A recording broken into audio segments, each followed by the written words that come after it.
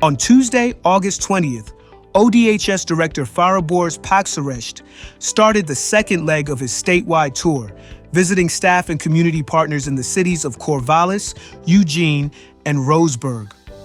While in Eugene, we had the chance to talk to community partner Ray Brown from Relief Nursery.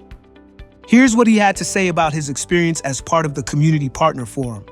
My name is Ray Brown, and I'm a program director at the Relief Nursery here in Lake County. And I've been there just over 29 years. And I'm also a person in long-term recovery and also a former parent receiving services from child welfare. So Fariborz came down and kind of did an update on some of the legislative information that's happening this next biennium and talked to about some of the service priorities as well as what the governor's goals are.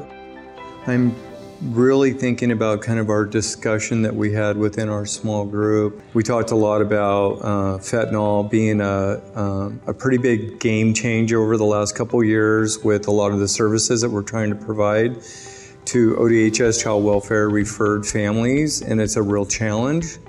And we all are struggling with those situations as well as a high level of burnout within our staff, so a lot of turnover. We were talking a lot about how in the past, when we would have crisis, it would be one or two, but now it's like ongoing crisis all day long.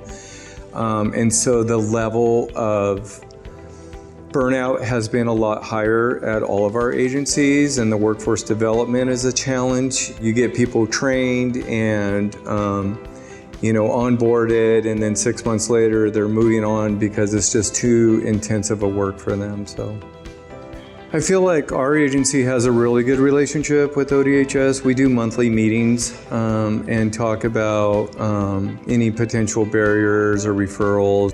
I feel pretty honored that we have really close relationships with our D5 branch. We're in pretty good communications with each other about some of the trends and some of the different things that are happening. So I feel like, from my perspective, I feel like we have a pretty good relationship with ODHS. So.